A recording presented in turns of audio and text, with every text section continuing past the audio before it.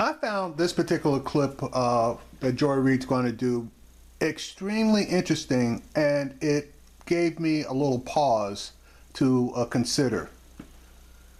This section is basically going to cover the opinion that the country is going in the wrong direction. And quite honestly, depending on what your reference point is, you're probably right.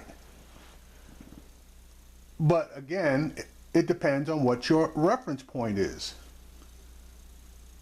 I know when I hear is the country going in the wrong direction, my thoughts are primarily economic. But there are a lot of different points of reference that can be used when considering this. Is the country going in the wrong direction, obviously, economically?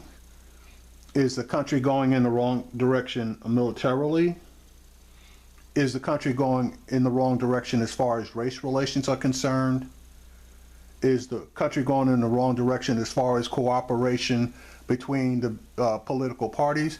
There are a lot of different references that can be used when considering is the country going in the wrong direction.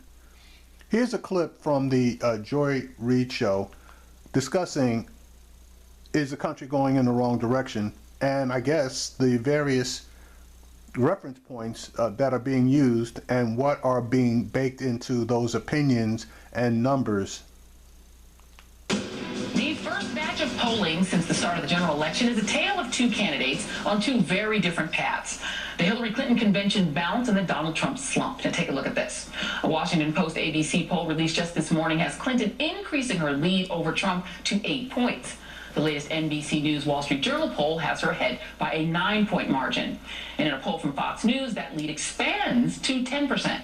And a poll conducted by McClatchy and Maris puts Clinton ahead of Trump by a whopping 15-point margin. President Obama is also riding high on a post-convention bounce, with approval numbers rising above 50%. So given the popularity of the president and growing support for the candidate who is campaigning on a promise to build on his legacy, what do we make of this? 73% of Americans told NBC News and the Wall Street Journal that they believe the country is on the wrong track.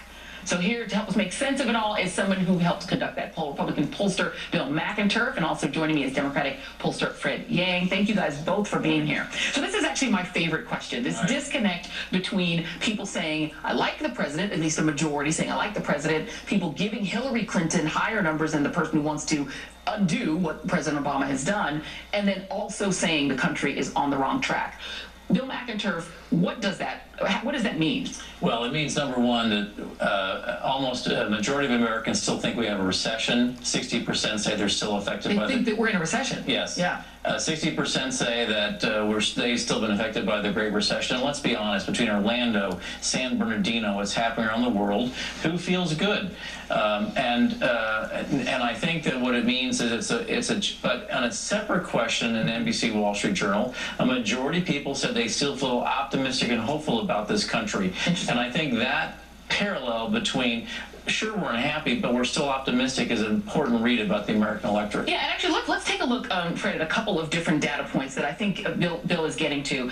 First of all, the overall unemployment rate is 4.9%, right? So you have unemployment rate. But if you look at it now by race, so you have an overall decline in black and Latino and white, but black unemployment is still twice the rate of white unemployment, but look at that trajectory, it's going down. So that you have, and when I used to work at the GRIO, we would look at this both anecdotally and in terms of data, this higher sense of optimism among African Americans, Latinos, in part because of the election of Barack Obama.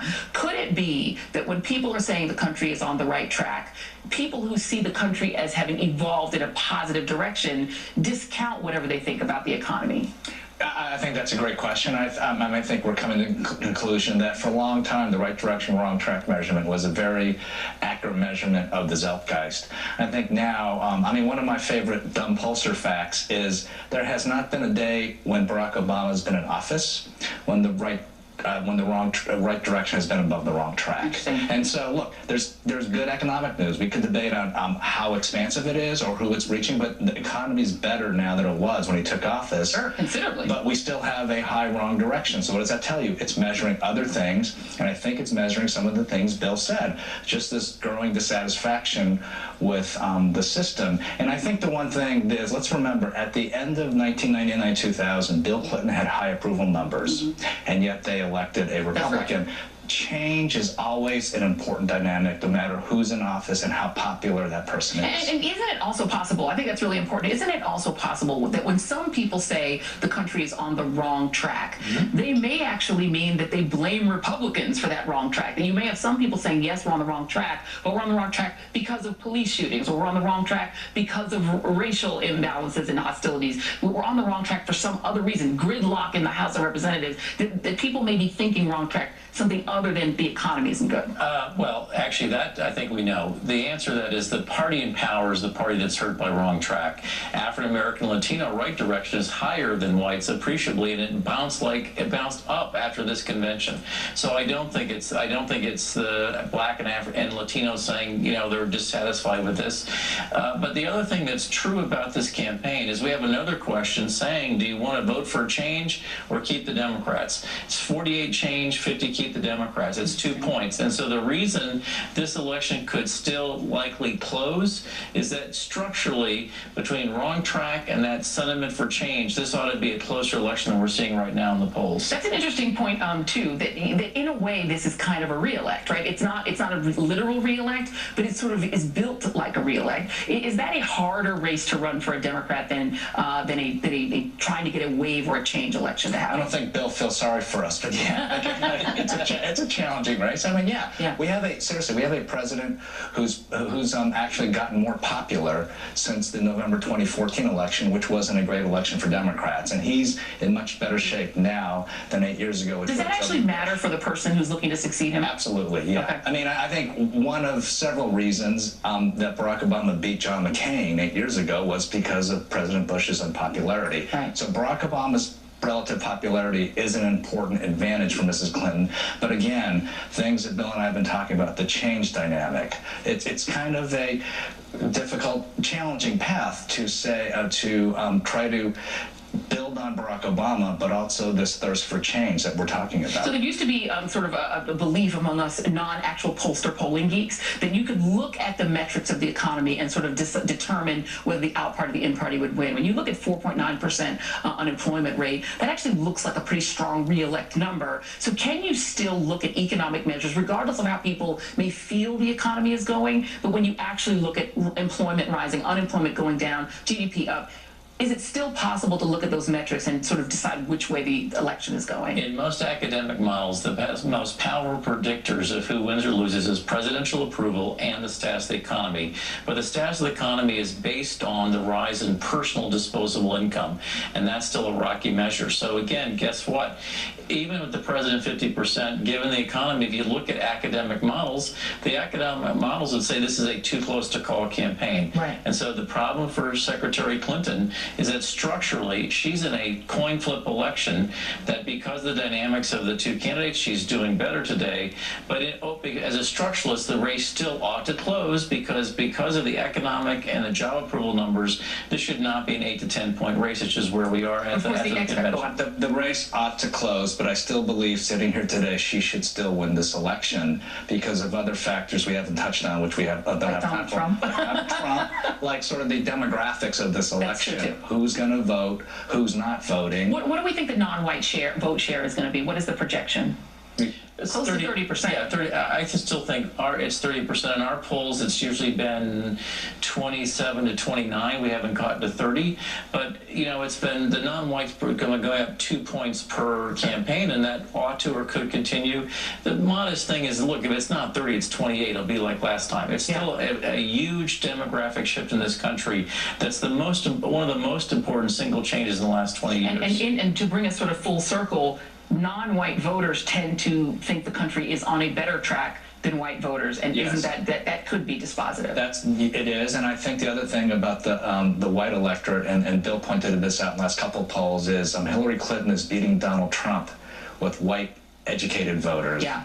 Which hasn't happened in a long time. 50 years. And look, I think that may close, but even if it closes, she'd still do better against Trump than Obama did against Romney 4 years ago. Yeah, fascinating stuff. I love talking polling geekery. So Bill McInturff and Fred Yang, thank you guys so much for being here. Hopefully you'll come back and do this again. Thank you. Okay, so again, it all depends on your reference point as far as whether you consider the country moving in the right direction or not. Now, I want to go back to one particular chart that she had, so bear with me for a second. Okay, this is the chart that I want to take a look at.